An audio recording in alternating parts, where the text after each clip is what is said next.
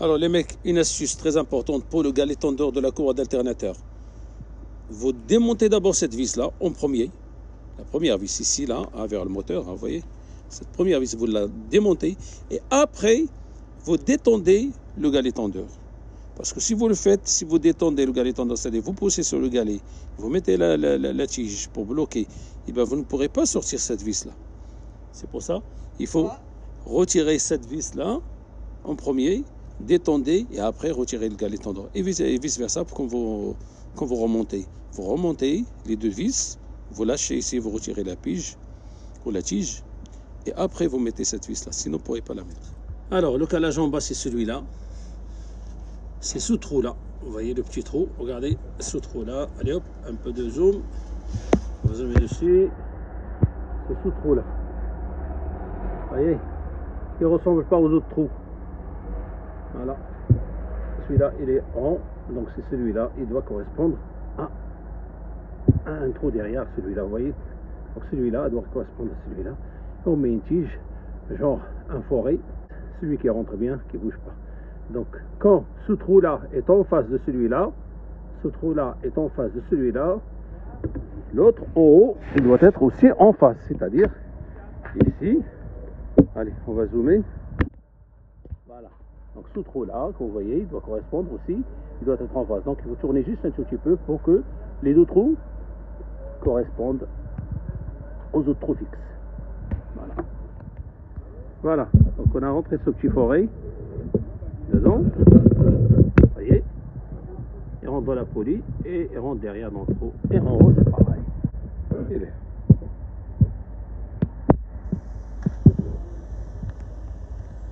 Maintenant, on va desserrer le galet tendeur, qui est celui-là, galet tendeur, celui-là, pas celui-là, l'autre, ça c'est un galet enrouleur, le galet tendeur, pour retirer la courroie. Voilà. Voilà un conseil. Avant, quand on finit le calage et avant de démonter la courroie de distribution, on vient et on contrôle les pièces neuves qu'on a reçues pour voir si ça correspond ou ça ne correspond pas. Parfois on reçoit les mauvaises pièces et après c'est trop tard quoi. Donc c'est pour ça qu'il faut comparer. Donc voilà, ça c'est bien mon galet qui correspond au galet qui est dans la voiture. Pareil, le galet enrouleur, ça c'est le galet tendeur. Ça c'est le galet enrouleur. Voilà, et ça c'est la pompe à eau. Donc ça correspond très très bien à ma pompe à eau ici. Regardez, hop là, cette pompe à eau, ça correspond bien à celle-là. Vous voyez? Voilà, et les galets, c'est pareil, ça correspond très très bien. Voilà, je suis en train de retirer les deux galets. Là, je viens de desserrer ce galet-là, le galet enrouleur, celui-là. Celui-là, il était un peu serré. Par contre, un conseil, quand c'est serré, c'est normal parce qu'il y a une tension sur la courroie. Donc, il suffit de mettre un gros tournevis ou une tige ou quelque chose comme ça et juste pousser un petit peu comme ça. Faire, voilà, vous voyez? Voilà, et maintenant, tranquillement, on retire la courroie. Comme ça. En bas aussi. Ça la courroie. On va la sortir comme ça.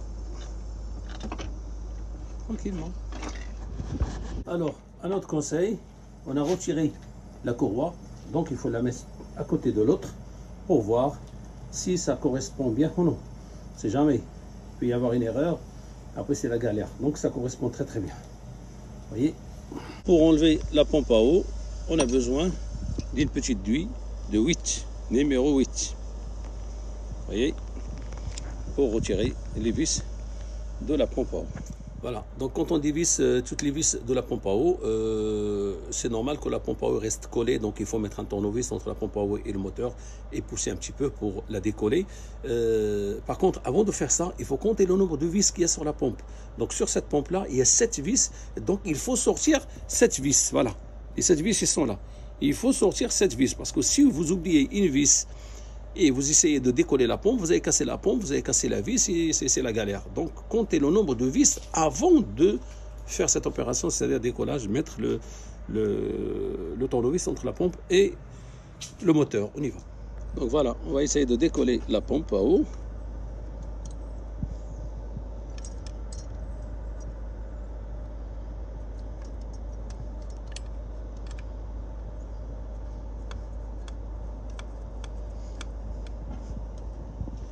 Voilà, on a décollé un petit peu la pompe à eau.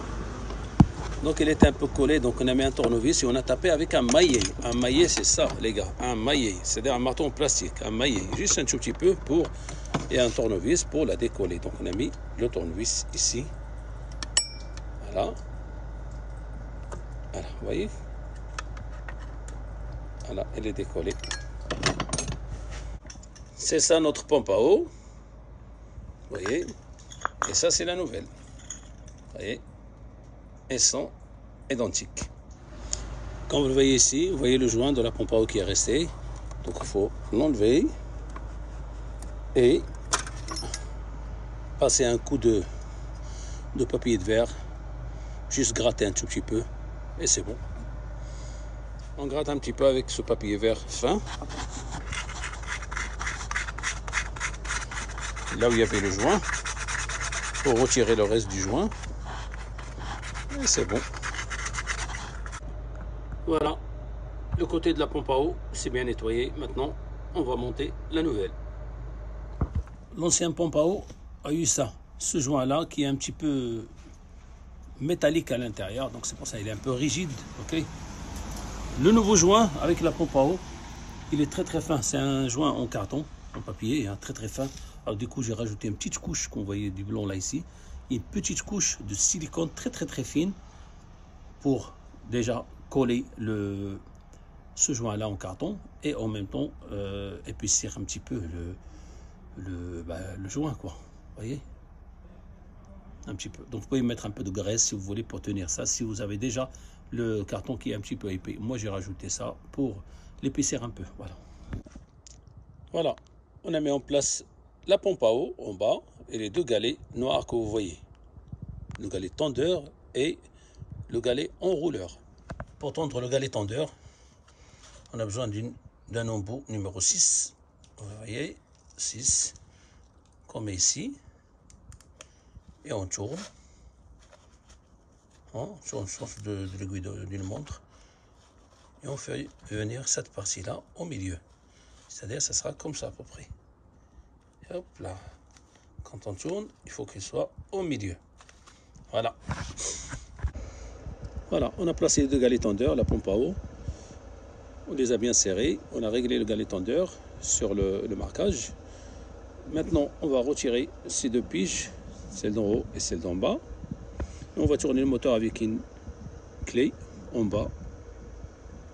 On va tourner 2 fois le moteur. Il ne faut pas que ça bloque. Si ça bloque, ça veut dire qu'il y a un problème.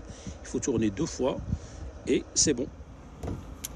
Alors, on tourne 2 fois le moteur. Il faut revenir au marquage de la pige. Voilà, ça fait 2 fois le moteur. Le moteur, il tourne impeccable. Le calage, il est bien fait. Maintenant, on va regarder encore le galet tendeur s'il est bien, s'il est resté à sa place. Sinon, on va le tendre un tout petit peu et c'est tout. Voilà, on a remonté le cache d'en bas, courroie d'alternateur, le galet et le support, ce support-là. Voilà, j'ai installé le support moteur, hein, celui qui va sur le moteur. J'ai remis le cache, le petit cache, j'ai serré, j'ai remis ça en place. J'ai attaché ça avec un riselant pour qu'il n'y ait pas de force dessus. Voilà, j'ai tout remis en place. Maintenant, je vais installer ça, le support moteur. Voilà. Voilà. Après avoir tout mis en place, on va démarrer le moteur maintenant pour voir ce que ça donne. Impeccable, ça tourne tranquillement.